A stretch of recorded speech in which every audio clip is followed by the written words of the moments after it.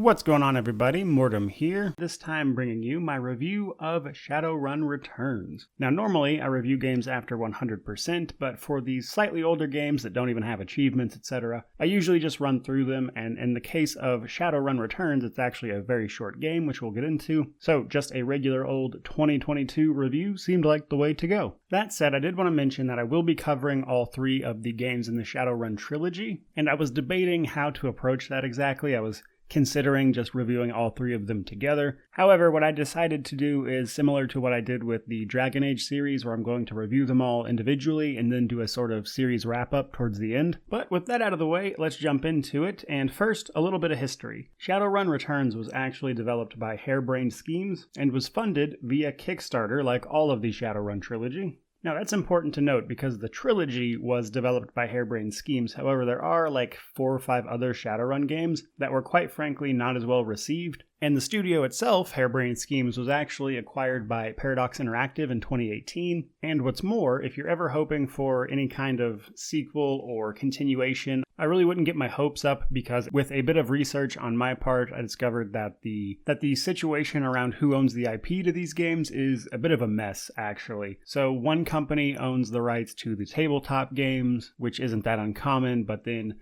the mobile and PC versions of the games versus the console versions of the games are actually separated as well. Microsoft owns the IP for the console. However, a separate company then owns the licensing for PC and mobile devices. And just as a result, unless some buying of IP rights happens, I simply wouldn't expect another game in this franchise, unfortunately. At least not anytime soon, that is. But with that little bit of history done, let's jump into the game here. Now, the story setup for Shadowrun Returns is that, for starters, we are in the universe of Shadowrun. In this world, the end of the world thing that happened in 2012, or was supposed to happen, I should say, in the Shadowrun universe was also not exactly literal, but more important. Basically, that date marked the cycle of 5,200 years that coincides with the ebb and flow of magic in our universe, meaning that in 2012, magic came back to the world. So the world of Shadowrun is this sort of cyberpunk meets high fantasy vibe. And being cyberpunk, the future is a high-tech dystopia, but also with magic, which, truth be told, I found pretty fun. Now, the actual story of Shadowrun Returns is known as the Dead Man's Switch. So you used to be a Shadowrunner, which is someone who operates outside of life with the super corporations, basically running illegal jobs, that type of thing. And someone you used to run with, a man named Sam Watts, dies. This triggers his Dead Man's Switch, which notifies you that he died and asks you to investigate his murder or his death.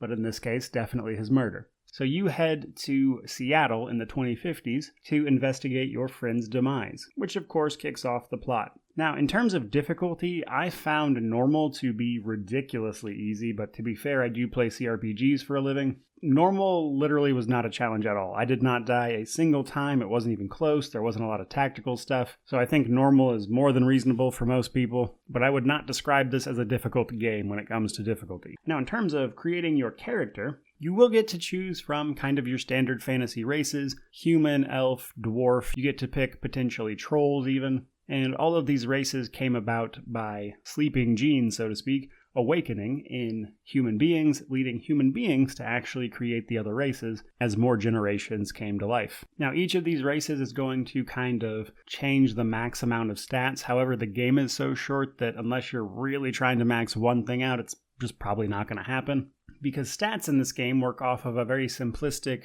experience system called karma. Basically, you'll earn karma, which is honestly just experience. However, in order to raise your stats and specializations, you have to spend an increasing amount of karma to do so. So to level something from 1 to 2, you need 2 karma, from 2 to 3, 3 karma, etc. And then each main stat has a list of child stats, if you will. So if you want to increase, say, your melee combat, you have to first increase its parent attribute, etc., to a level at which you could learn it. Oddly reminiscent of Fallout 4's perk system, if you will. Or at least it reminds me of something similar. Obviously not a one-for-one comparison, but you get the gist. Now, the game does actually come with class suggestions, and they will suggest a starting point for how to spend your karma points, but they actually do also have a free form, which just gives you the allotted amount of karma to spend these points how you wish, which I'm a big fan of. I like the starting suggestion, as well as just being able to spend it how you want, should you so choose, and if you're more familiar with the game.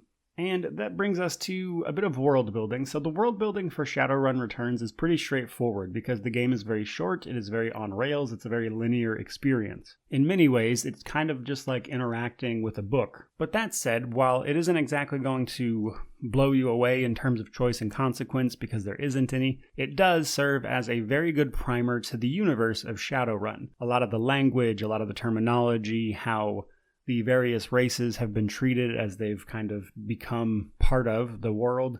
You occasionally hear a reference to dragons in hushed reverence. And while the game itself is, again, kind of short and linear, I think they really did nail the setting, the vibe of this universe that you're suddenly dropped in. So that was definitely nice to see. So in terms of combat, we have a pretty straightforward turn-based action point system. However, the actions in this game tend to incorporate movement and actually attacking. So if you're a melee character and you need to move to attack your target, typically you'll spend 1 action point on moving to that target and attacking if it is in range. So you'll ultimately get like 2 or 3, possibly 4 if you buff up actions per turn. And your entire team will take their turn. And then the enemy team will take their entire turn, which is a system I like because it makes combat, in my opinion, feel a little quicker in terms of turn-based systems. But as I mentioned, the combat in this game is very straightforward. There's not a lot of tactical stuff going on. There's not a lot of new stuff that's thrown at you. I think a couple fights at the very end tried some new things, which kind of mix it up a little bit. But for the most part, once you get the gist of combat, it's pretty much the same every time. But that's not so bad because the game only runs about maybe 7 to 10 hours on average. And with that said, while there aren't any specific companions, there are a couple characters that will occasionally join you on missions that get a little extra dialogue and kind of help push the story along as they knew Sam.